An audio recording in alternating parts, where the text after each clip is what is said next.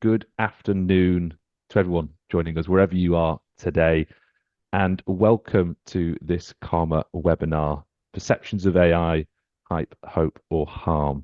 Jennifer there has just been getting the slides up on the screen. AI is continuing to dominate headlines, boardroom agendas, and public debate. It's being presented as a breakthrough for productivity, innovation, and growth. But at the same time, it's raising important questions around trust, responsibility, risk, and reputation. Today's session is about understanding exactly that tension.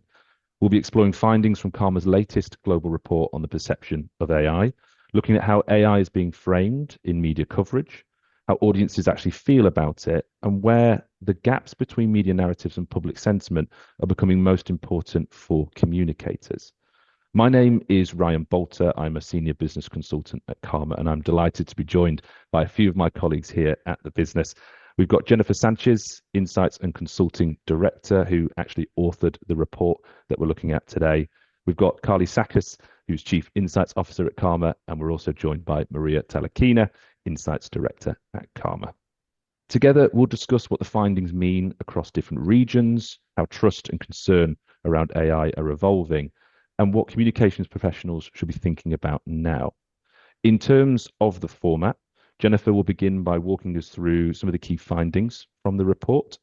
After that, I'll moderate a panel discussion with Jennifer, Carly, and Maria, and we'll leave time at the end for audience questions. So, as we're going through, please do use the chat function should you have any questions, either as Jennifer's running through the report or as we're doing the moderated panel in there, and we'll come to as many as we can in the final section. With that, I'm going to hand over to Jennifer Sanchez, who's going to take us through initially the report. Thank you very much, Ryan, and hello, everyone. I'm delighted to present to you our latest study that we've conducted at CARMA, like Ryan said, about the perception of AI on the global stage. So AI is something that is more built around hype, around hope, or rather harm. Today, in this webinar, we are going to try and answer this question. And to answer this question, we're going to look at two different types of signals, two different types of data sets. First, the media signals. We've conducted a thorough media analysis of about 12,000 articles of the most prominent mentions about AI and AI companies as well, from 500 top-tier outlets from 37 markets for the whole of 2025. And secondly, we wanted to ask the general public how they perceive AI, how they feel towards AI. So we complemented our media analysis with some market research that we've done in 19 markets in total, surveying 6,300 respondents. So this is quite a holistic study with lots of data points. The full report is available on our website, and perhaps we could share the link in the chat.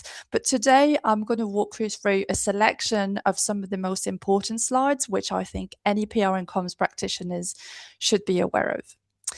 This study is comprised of 5 chapters. In chapter 1, we looked at the overall narratives that are portrayed in media about AI. So in this first slide that I want to show you today, we try to map out the different media narratives, the different archetypes that are repeated in coverage quite often and that tend to be quite prominent. So you can see the different narratives over time, looking at the different volumes and how those different narratives track. There is one narrative that tends to prevail regardless of the different types of announcements that are made throughout the year about AI, and it's this idea that AI is seen as a productivity miracle. It's the main narrative that AI is something that is economically transformative, right? And it is mainly dominant. There is another one, a rather quiet but important narrative shift as well, with the narrative around AI as an arms race. So this typically includes anything that would cover geopolitical shifts, sovereignty conversations, but also every time there's big tech escalations with the launch of new models, new chips, new data centers, new bits of boardroom battles, for example, between Musk and OpenAI, but also anything that would have to do between with conflicts between the US and China. So this tech competition is intensifying and is being captured under that umbrella. So, for example, at the beginning of the year, we saw the launch of DeepSeek, which openly challenged OpenAI as a model. So that was really prominent there under the AI arms race. There is also a narrative that remains consistently elevated around the fact that AI is extremely powerful, but it needs to be managed. So AI needs guardrails is also a narrative that tends to gain a little bit of traction in media over time. But overall, what is not gaining traction are narratives around existential threats. So the Hollywood apocalypse is not the dominant frame just yet, at least. Now, we looked at the different types of voices talking about AI because they very much shape the perception of AI in the general discourse, right? So we looked at the different types of people who commented about this technology, and we noticed that CEOs of organizations are completely owning AI discussion. So when you look at the overall commentary about AI from 2025, about 43% of that came from CEOs. And that's not surprising because we've got a new generation of CEOs which are extremely newsworthy. And I'm talking about the AI CEOs, which I'm going to highlight in a bit. If you look at the sentiment now of these different groups, so in what way do they talk about AI? You could see that the CEOs, the dominant group, tend to lead on positivity because they talk about efficiencies, they talk about productivities, and they really bolster that enthusiasm around AI. But if you look at some of the other groups, like the journalists worried about the spread of misinformation and disinformation, the creators who might see their job being replaced by some of the AI tools, or the NGOs and the think tanks worried about some of the ethical challenges, and the unions more worried about the job losses that would happen as a result of AI taking over our jobs. So those groups are not as prominent in media and have really, really different takes on the direction of AI. I want to touch on the CEOs of the top AI companies now. These CEOs have absolutely huge powers over our lives and will continue to have huge power over our lives. We've heard more and more news this year about the use of AI for military and defense purposes. So the whole controversy with OpenAI and Anthropic. We've also got Zuckerberg talking about virtual boards. He's openly said that he can't see why boards can't be entirely made of AI agents, which would be an entirely new dystopian world. So the impact of their work is going to be absolutely huge, and we're witnessing a real battle in media for their outlook on AI and the different risks and opportunities associated with AI. The two things that I'd like to call out here. First, the type of coverage about the CEOs is punctuated by wars for talents, feuds, rivalries. So the type of coverage is really interesting here. And those rivalries were perfectly captured at the beginning of the year with this lovely photo of Sam Altman and the CEO of Anthropic refusing to shake hands and unite in India for this summit. So the feuds and the rivalries really make up a fair proportion of that coverage. And the other thing I want to call out on this slide is the emergence of the good guys versus the bad guys narrative. Anthropic in 2025 was not a company that actually generated a lot of visibility and a lot of positivity either, compared to some of the other bigger counterparts if you look at the broader picture. But they suddenly obviously made the headlines in 2026 when they decided to refuse to work with the Pentagon, and that really made global headlines. And it was this event that really cemented their reputation. So what does this tell us? I think it tells us that essentially the good guy narrative doesn't really usually cut through unless you have some really solid proof points that genuinely demonstrates your values. Okay, so in chapter 2, we looked at the risk and opportunity divide here. So first, I want to show you the proportion of opportunities versus the risks that are discussed in media. And again, regardless of the different types of announcements that are made about AI throughout the year, the discussion around opportunities tends to be a lot bigger than the concerns that are being expressed and discussed in media. I'm going to drill down now a little bit more around the different opportunities that are discussed in media. So this chart is incredibly interesting. I'm going to explain what you're looking at now. This is a matrix chart that essentially maps out different opportunities based on the volume of coverage and the portrait intensity of these opportunity signals in media coverage. So each dot symbolizes an opportunity, and the small dot shows you where these opportunities tracked in H1 2025. The bigger dot shows you where these opportunities tracked in H2 2025. What this is doing is that this is showing you a direction of travel. So this chart is essentially showing us that the different opportunities associated with AI tends to be seen as more and more transformational over time. And as you can see, we tracked lots of different opportunities in relation to AI, from education and learning to medical innovation, creativity and content creation, etc. But the two opportunities that tends to be prevailing in media conversations were around economic growth and competitiveness and productivity and efficiency at work. Those two opportunities were very, very dominant in media coverage. They were the most visible, but they also seem to be the ones that accelerated the most over time in terms of perceived intensity. Now let's look at the risks. Same thing, we looked at the volume of media coverage and we looked at the portrait severity of these risks.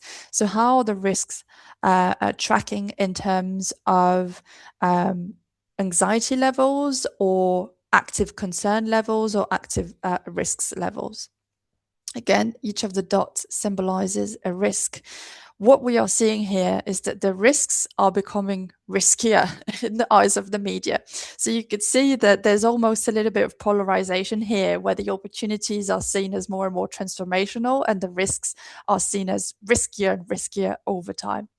And again, we tracked various different risks, from the rise of autonomous weapons to cybercriminality, job losses, the biases that all these models bring to the market, the spread of misinformation, disinformation, and so on. But the number one risks that appears to be the most discussed in media and is gaining awful traction in 2025 is this idea that the AI systems might be operating beyond meaningful human oversight. So this is a concern that is becoming more and more prevalent in media and is accelerating in terms of portraits severity. In chapter 3, we looked at the emotional reaction of the public and started doing a bit of gap analysis when comparing some of these market research data with our media data. First, I'd like to show you the results from the public opinion when we looked at the different markets. We noticed 4 different clusters here. The strongly pro-AI markets, which typically include India, very, very excited about AI, some of the Middle Eastern markets, such as Saudi Arabia, but also China, Brazil. We also had the cautiously positive markets, which included lots of very diverse markets there. Then we had the markets which were a little bit more on the fence between excitement and fear levels. Those included Germany and Russia. And then you had the anxious economies, which felt more fear than excitement. And those included Western European markets, but also Canada and Japan. So you can see this very wide array of markets with the different levels of excitement and fear. Not everyone is excited, not everyone is concerned. It's quite diverse out there. Now, let's look at the different demographic groups because we noticed some interesting differences there as well. Three key groups here. First, we noticed a high agency group with groups that would typically feel that AI is something they can use. They associate productivity with AI. They could see AI as something they can leverage, and they feel a lot more excitement towards AI. And this group would typically have middle-aged males as well. So AI for this group is a tool that they feel they can very much control. Then you've got the conditional adopters, which would typically include female respondents and middle-aged respondents, with people who feel some kind of excitement, but the fear levels are also not negligible. And the attitude there very much depends on the different safeguards put in place when using AI, the context, and whether the model can actually be trusted. So yes, they're for AI, but only if it can be done responsively. And finally, we had the low agency group, which surprisingly included the youngest respondents and the oldest respondents from our survey. This group experienced AI as something that happens to them. So the fear far outweighs the excitement levels, as you can see, and there's almost a perceived loss of control when they use AI. So they see AI as a force acting on their life. So again, these differences are really, really interesting to take into account. Now, this chart is incredibly interesting. So what are we looking at here? We're looking at emotional signals embedded in media coverage about AI.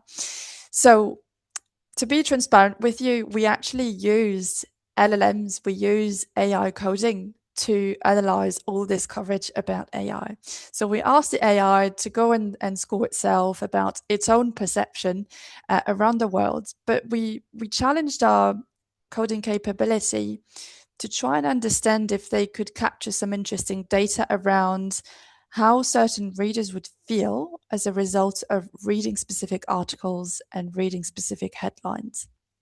So we asked our LLM to capture whether readers would feel mostly excitement or trust or fear and concern. We also included anger and interference. And you could see the results here that when AI looked at the media coverage, it assumed that people would mostly feel excitement, trust, and fear and concern. Now, how do you think that tracked against actual market research data? Well, we saw some strong alignment there. When we actually asked the public how they felt towards AI, we saw the same emotions come on top of the benchmark. So we had excitement first, then we had trust, and then we had fear and concern. So I think this data really demonstrates that when people say AI isn't really good at capturing people's emotions, I think this data shows us otherwise, that actually it is pretty good at guessing how people would feel as a result of reading certain types of coverage. So that's a really interesting slide. But also there could also be some relationships between these data sets, right? That people are exposed to the media and then they feel a certain way as a result of it. Chapter 4, we looked at trust, governance, and responsibility as well.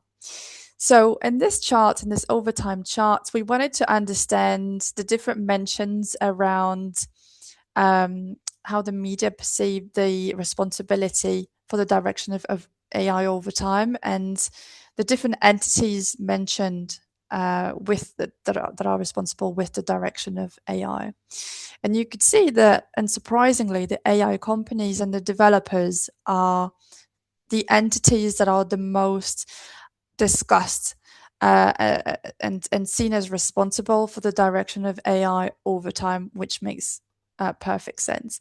What is interesting to see is that over time there is an increased perception for the role of businesses in shaping the direction of AI. So in other words, large organizations, I think, are going to be expected to step up. There's going to be more and more scrutiny over time. And I think that chart really shows that there's going to be additional reputational pressures over time as well for any businesses using AI. Now, we looked at the media coverage here to understand what were the different trust aspects that are mentioned in media. So, what are the things that the media discuss that would make people feel they can trust AI? The number one thing is accuracy and reliability of the outputs. That's incredibly important, but also safety and misuse prevention. So, those two things are the two number one trust aspects in media. We compared that against the market research results and we asked people what actually makes you trust AI, and we saw some strong alignment there with safety and misuse prevention and accuracy and reliability of the outputs really prevailing. But there are some really interesting opportunities there for PR and comms practitioners. I think safety and misuse prevention is definitely an area that could be explored a little bit more. But the area that is largely underexplored seems to be the transparency around AI. We often talk about AI being a black box and all these things, but you could see that transparency about how AI works isn't really a topic that is talked about in media much. But when you ask people what makes you trust AI, the need for transparency is really important. So making the technology understandable, making it simple, making it memorable is going to be increasingly important, in my opinion.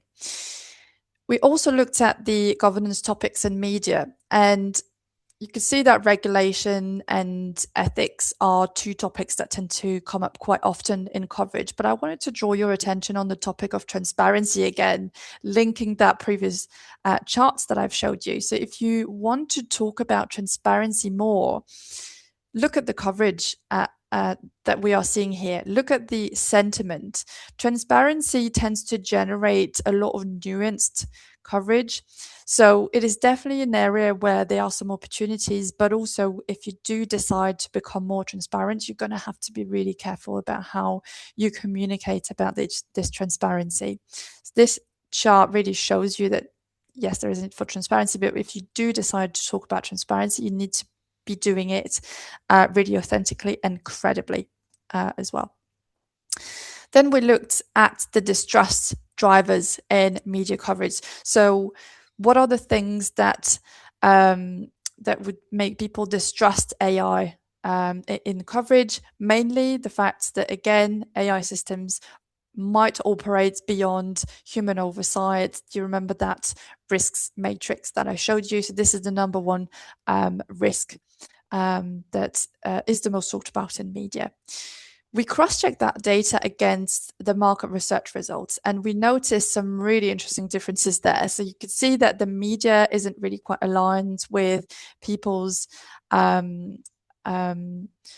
feelings towards AI when it comes to distrust aspects.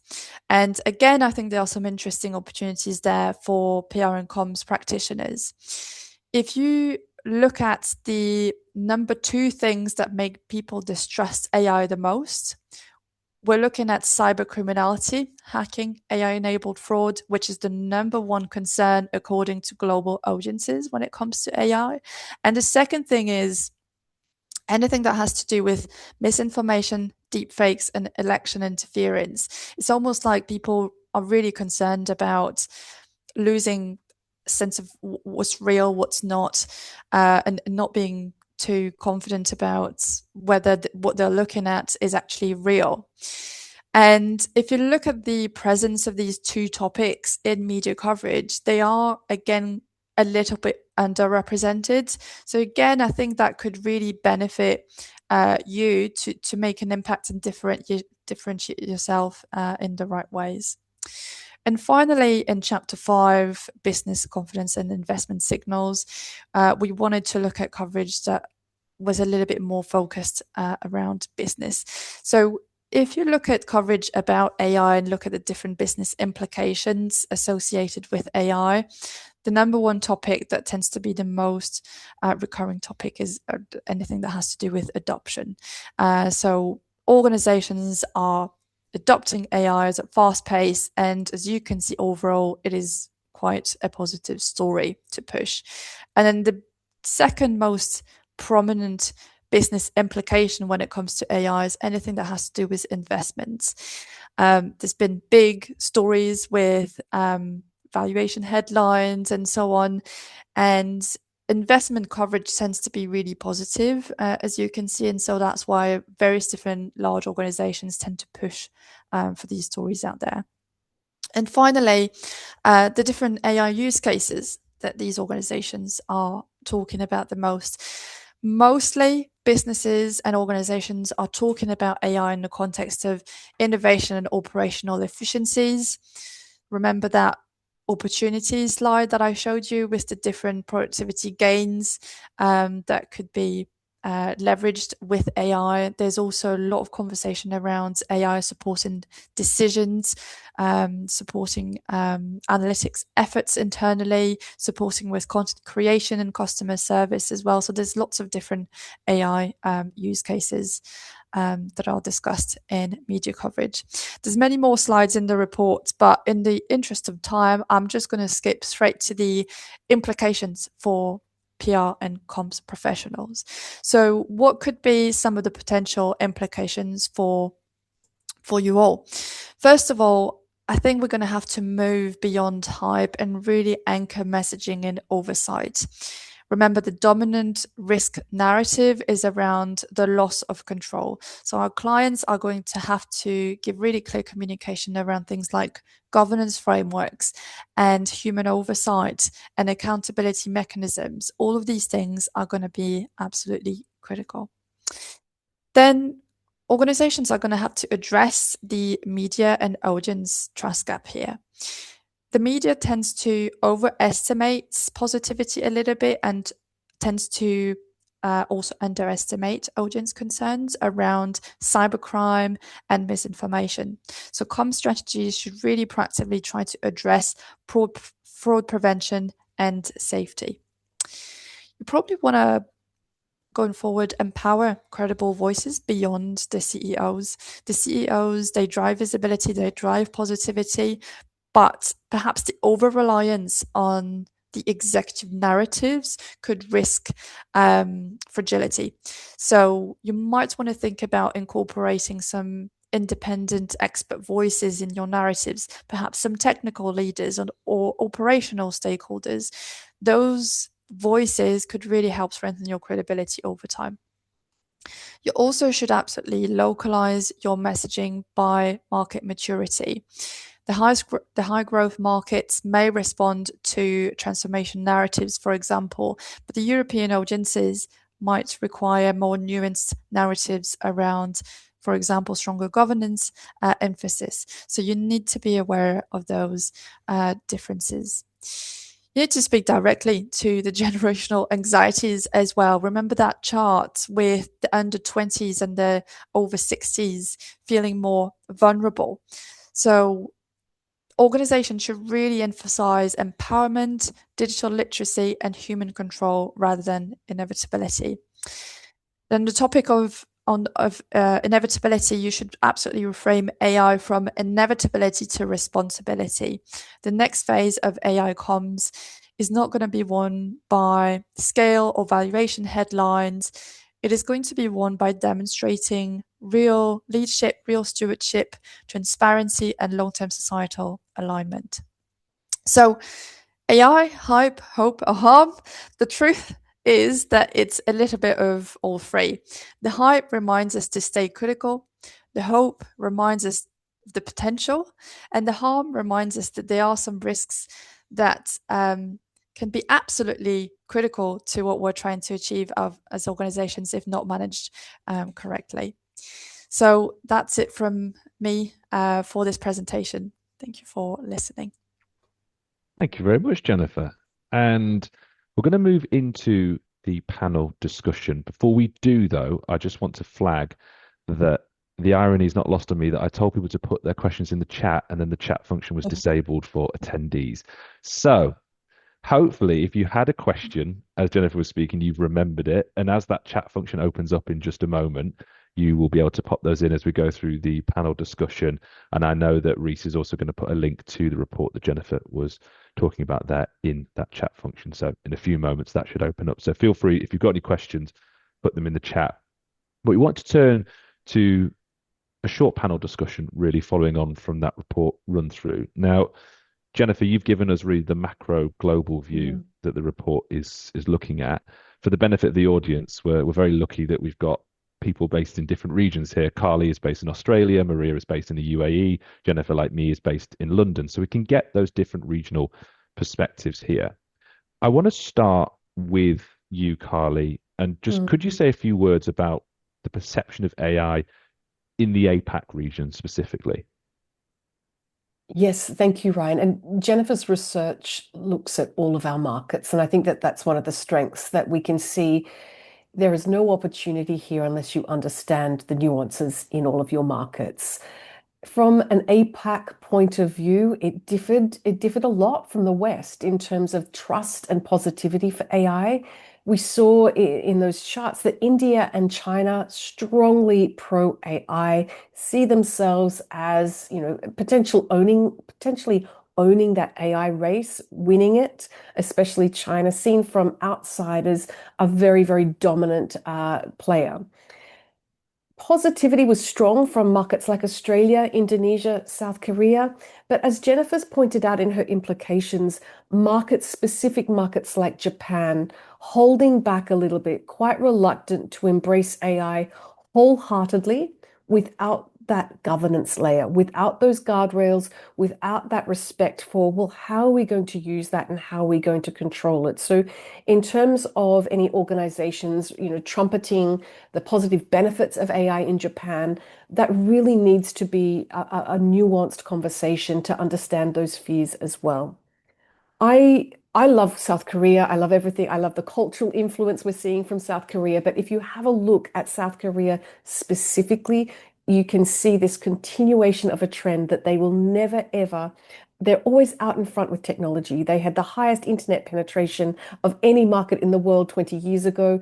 And yet, here, when we look at AI, media analysis, audience opinion, they are so positive towards it. They have a positive perception, an emotional connection for the benefits as well. So I think some really interesting market differences. South Korea playing to that really high tech, embracing things quickly. In Australia, we saw positivity, but I think that the view here right now, Ryan, we're starting to see some layoffs really cut into the community. We're seeing that AI message transform in headlines, and I think we'll obviously tease those things out in the next few minutes. But I think that was then, this is now for APAC. I think we'll see some very the risks emerge in Asia Pacific quite significantly over the next 6 to 9 months. Thank you, Carly. And Maria, talk us through the MENA standpoint here. What is that perception of AI looking like in that region specifically? Absolutely. I think it would be safe to say that MENA region is also all team positive. So kind of jumping on the Asia train and being so far very positive. We can see in Jennifer's research, Saudi Arabia is a perfect example. It's one of the highest ranked countries that have more excitement than trust. In fact, it's one of the biggest gap between the amount of people who trust who trust and excited about AI versus those who have more fear towards AI. It's one of the biggest gap. It's 52% on a positive side versus 13% on more of a negative side. Why is this happening? We do see MENA markets being more positive, and I think we can summarize it in kind of three major foundational elements to it. Well, first of all, MENA region is growing rapidly. We all seen an extreme amount of growth, and that growth is really supported by technological advancement, including AI. And I think AI is standing at the forefront in the news. For example, we all seen a lot of major deals coming throughout the 2025, the major 15 billion Microsoft investment into the region. We've seen Egypt announcing the 2025 to 2030 strategy and being the aspirationally being one of the leading hubs in the Middle East for all things AI. Saudi Arabia, UAE are at the forefront of the development.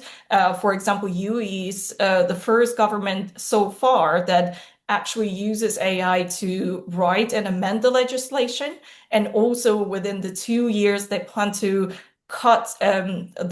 actually increase the use of AI to 50% of the government services, all now being AI operated. So the amount of growth we see and amount of actions that are happening in the Middle East is one of the foundational elements to that positivity. But also we do see a high amount of trust in the government, in institutional services. So whatever is happening out there is also supported by trust from people. But on the other hand of the scale, we also see that whatever the government or institutions are doing is taking the sovereignty at the forefront of all the actions. So it also helps to forge that element of trust. It also helps to make the statement about the governance of AI. We've seen in Jennifer research that something that is really driving the trust. If people know everything that is related to transparency and how it is communicated to people, that's something that helps to forge the trust. And that is, in fact, one of the most important elements in Saudi Arabia as well. So far, all things positive, and I think we will probably continue seeing that. And Jennifer, finally for you, how does that at all differ in the West? I know we've talked about potentially different narratives in different markets in the past. So a little bit from the West perspective as well to close out that question. I'm gonna rain on your parades. My perspectives are a little bit different. So my region, the West region, includes Europe and the US. And what's really interesting in how different the perceptions are across the two. So if we start with North America, the United States, it kind of sits in the middle of our data. If you remember, there's definitely some excitement levels about AI, but there's also a meaningful level of concern now. And it's not as optimistic as some of the growth markets that Carly and Maria talked about, but it's not as cautious as Europe either. So what really stands out here is the narrative. In the United States, the conversation around AI, I think, has really reached a crescendo. It's no longer just about innovation. It's much more emotional. It's almost quite polarized at times, and there are a lot of themes in coverage around power, control, and societal impact. I was fascinated by this news about 2-3 weeks ago with Sam Altman that had an attack on his home. So I think someone tried to throw a Molotov cocktail, and I think he reflected on the event, and he posted a very telling and quite revealing sentence in a blog post shortly after that happened. And I'm going to read you the sentence because it's quite telling, it's quite revealing. He wrote, "Now I am awake in the middle of the night and pissed and thinking that I might have underestimated the power of words and narratives." Surely not something that a PR person could have written. But it's really interesting to see that in this story, the man who was arrested in connection to that event said that he was planning on harming other AI executives. So in the United States, there's actually been various different protests in places like Washington, D.C. and San Francisco and Indianapolis around data centers. So I think things are taking a bit of a serious turn there.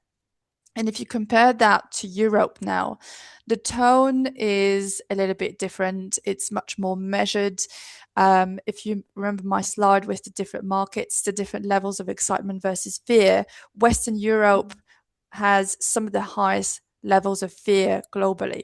And this concern is really reflected in the narrative as well. So there's a lot of focus on regulation and ethics and things like the EU AI Act and broader conversations around governance and oversight. And at the same time, you've got other European players like Mistral AI, which have been gaining positivity and coverage and really positioning themselves as credible alternatives because they are a little bit more ethical maybe and a little bit more transparent. So overall, the United States seems to be a little bit more intense and emotionally driven right now, whereas Europe is taking more of a structured, governance-led approach. Thank you. And I want to skip forward actually to a question because I've seen Rebecca's put a question in the chat mentioning CEOs. And Carly, I'd like to turn to you, if I may, because I know that you've been doing a lot of work recently on CEO leadership and how that is perceived. Specifically, though, on this conversation of AI, how are CEOs and tech leaders shaping that conversation and brand positioning from your perspective? Thank you, Ryan. I am obsessed with CEOs in media and how their executive visibility in general. But when you also take that and look at Jennifer's research and the role that the CEO has played in AI, it's so interesting. So you've, as Jennifer's just outlined, you've got these flamboyant, technical, incredibly wealthy, incredibly influential AI leaders that all have huge feuds and rivalries amongst each other. So the newsworthiness is always there. It's spicy, it's interesting.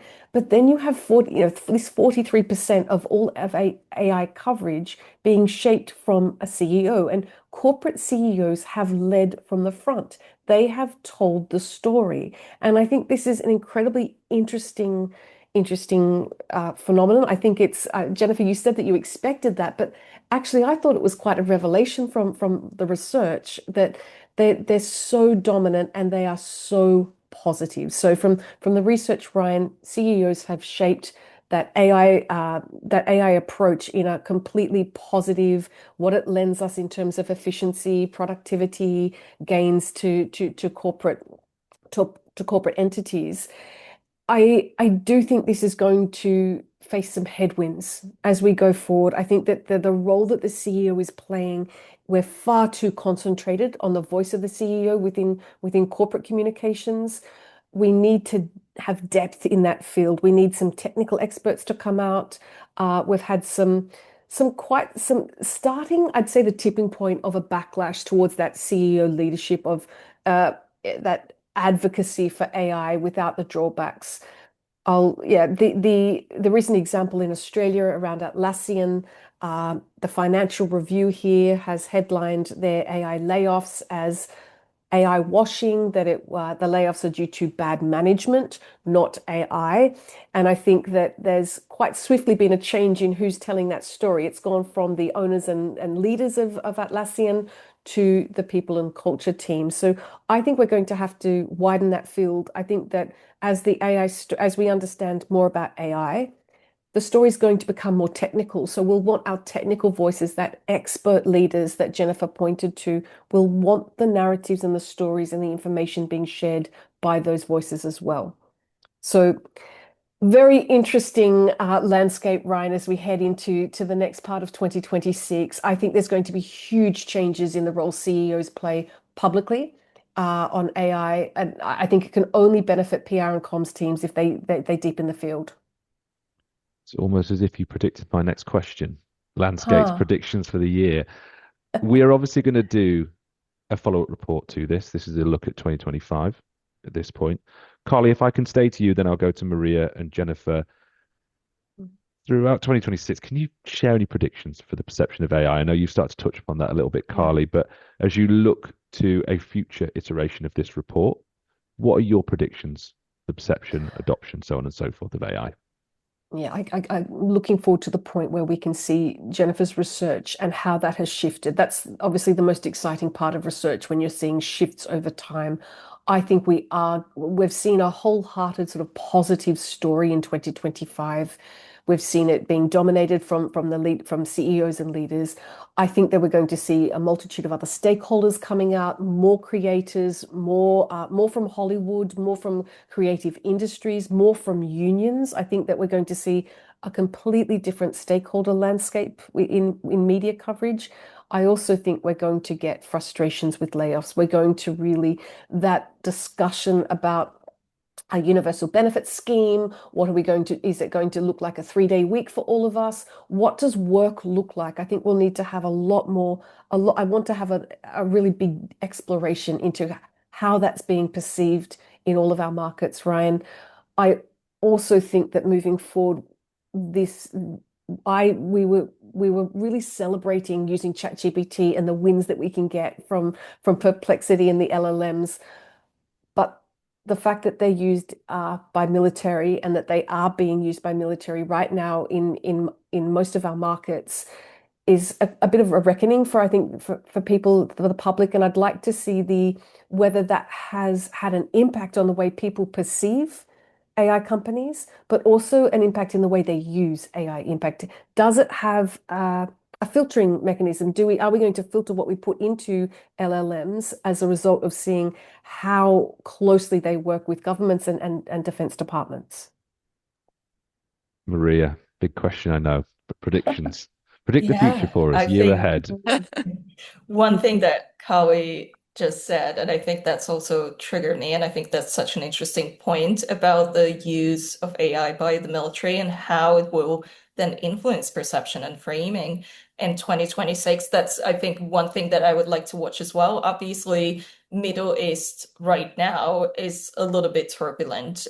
Number one question in the region is perhaps how much risk the geopolitics causes to the region, and then ultimately how safe the infrastructure is. At the very, at the foundation of AI is also infrastructure. And then we've seen 2025 being the pivotal year of investment announcements, deals, and everything about the future, how we will be growing bigger and scaling up in the region, and that Microsoft investment, for example, should see the first fruits in this year, 2026. But how will that change? And I think what we may see in the media and in the outside world perhaps is some sort of reckoning as well. So maybe we will see a little bit of the deep or perhaps reconsideration, but I don't think that will happen from the within.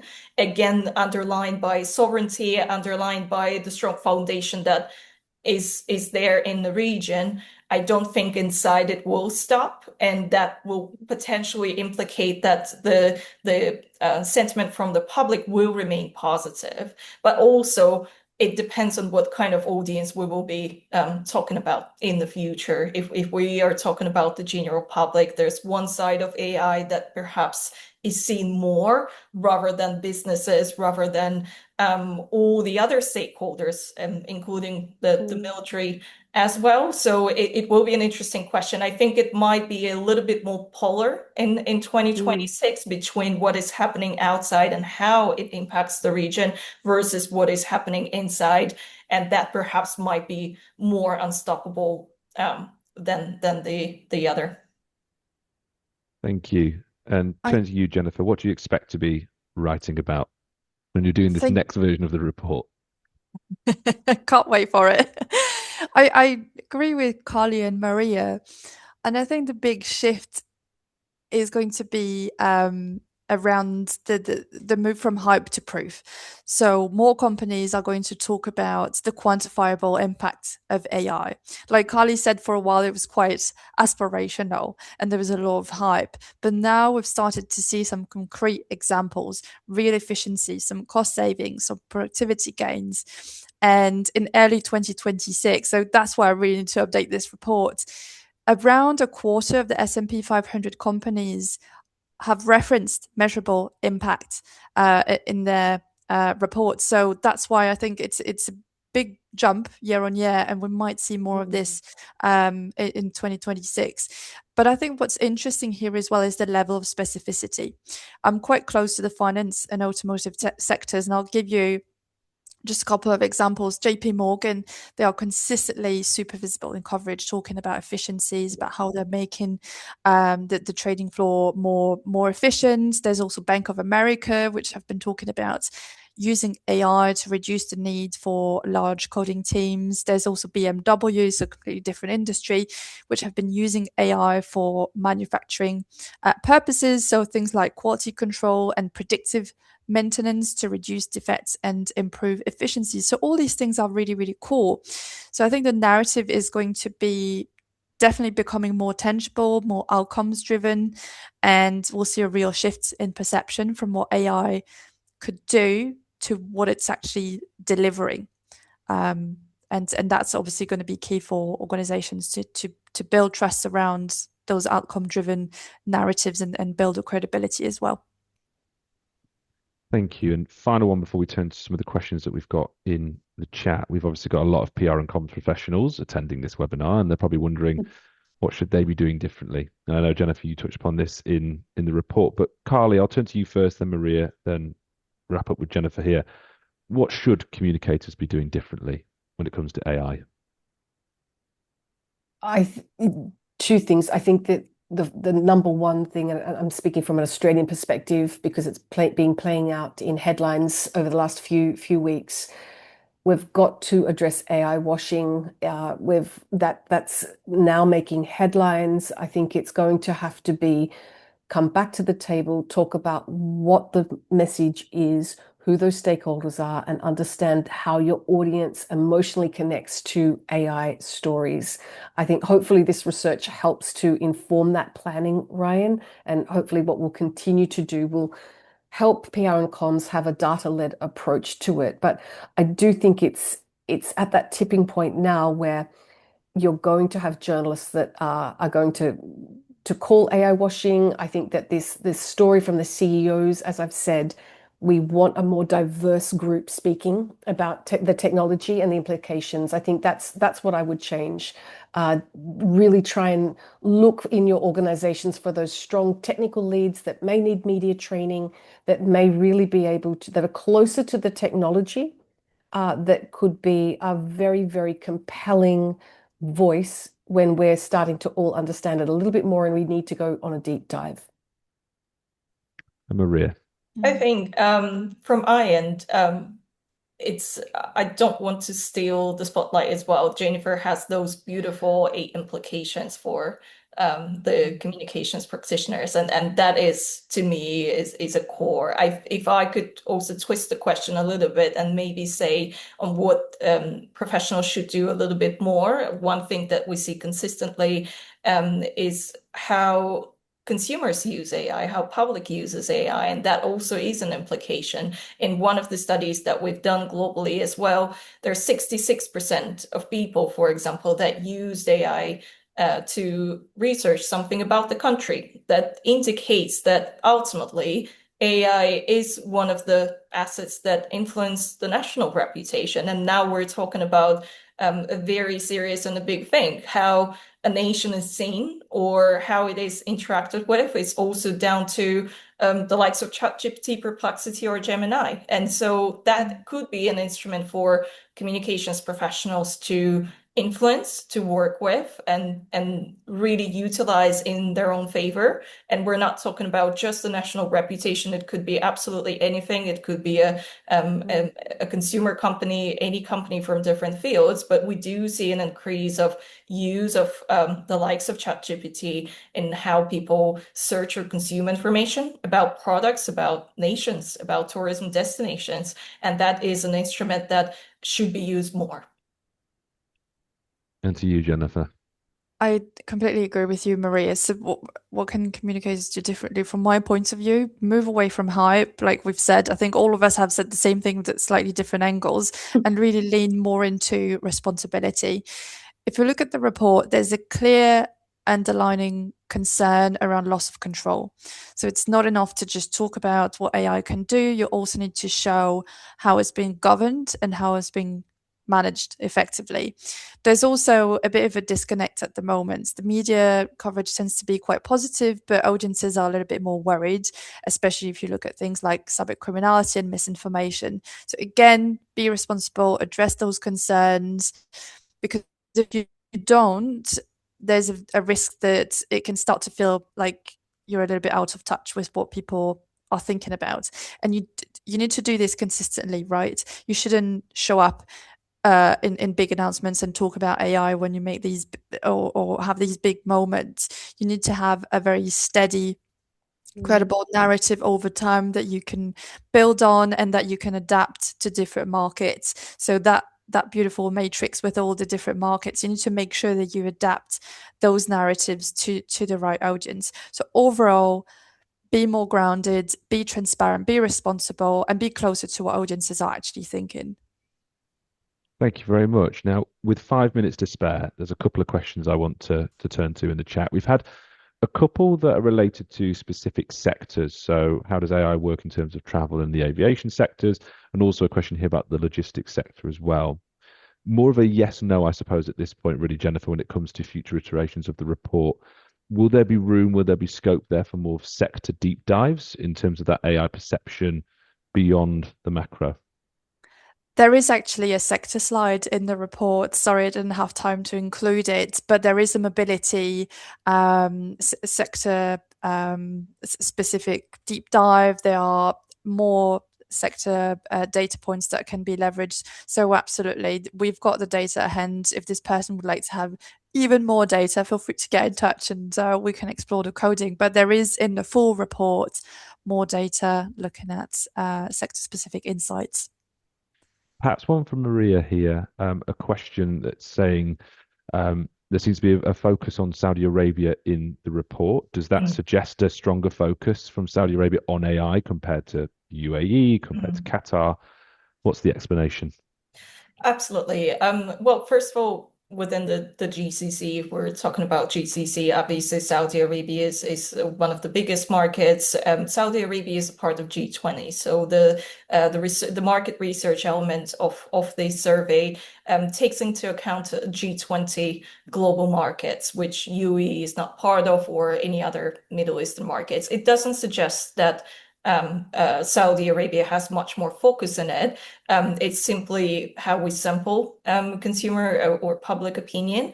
If I look at the media coverage and different other studies that we have done in the region, we clearly see that the GCC countries, and that's not just including Saudi Arabia, do have a very big focus on AI. It's not to say that there's a rivalry going on, but there is extreme amount of focus on it, including the UAE. I gave an example of transformation in the government services. North Africa as well. I did see a question in the chat why some African markets were not included. A simple answer is we could survey as many countries. We chose to survey G20, but it could also be something that we consider in the future. Super. And conscious 2 minutes to spare. A question from Mark Breton, or a statement really, in terms of understanding the impact of AI on their business from a communication standpoint in here, not just landing media coverage, but also to inform sort of AI search. I see that and I instantly think geo, which seems to be the real buzzword at the moment, and LLM analysis. 60 seconds, if you could, who would like to take up LLM analysis and how businesses are requesting that, using that, so on and so forth? I can do this, Ryan, because I've been swimming in LLM analysis all day, figuratively. It's a stakeholder, right? LLM answers are an incredible stakeholder for PR and comms. I think there's a lot of research around, but anywhere between 50 to 87% of all citations from LLMs are coming from earned media. So obviously earned media back in the spotlight after many, many years where SEO was playing a bigger role. So we've got this renewed focus on earned media. We're also seeing a lot of people using LLMs to search things. And Maria pointed this out, that people throughout those markets that we surveyed are actively searching for information about other countries' tourism destinations on LLMs. So the use is growing. Obviously, Google still has 90% share. We shouldn't forget that. But there is a huge market to understand the citations. So which earned media titles are cutting through your LLM responses? We see that Claude cites different material than Perplexity. and ChatGPT, knowing those differences. What we're saying to our partners, Ryan, is to understand your LLM media list because it's different from your tier one media list. So start to create this view of the media titles that are cited in LLM responses. Start to learn whether it's your Wikipedia page, your own social on LinkedIn, where is it coming from? What's having that influence? Have that LLM media list because I guarantee you it will be different from your target media list, at least for some of those LLMs. So a growing part of our day, Ryan, at CARMA. And what a lovely way to wrap us up there as we hit 10:30 in the UK. Thank you so much for all of your questions. Apologies if we did not cover any of those as we were going through there. And thank you so much for attending today. Thank you to our panelists, Maria, Carly, and Jennifer. Jennifer for pulling together that report and running through that with us today. Keep your eyes on CARMA in the weeks ahead as we are putting more out there regarding LLM analysis, for example, but also Noor, which is what we are calling our new AI employee here at CARMA. So some exciting things to come on that in the coming weeks as well. With that, though, thank you once again for joining, and hopefully we'll see you at another webinar in the not too distant future.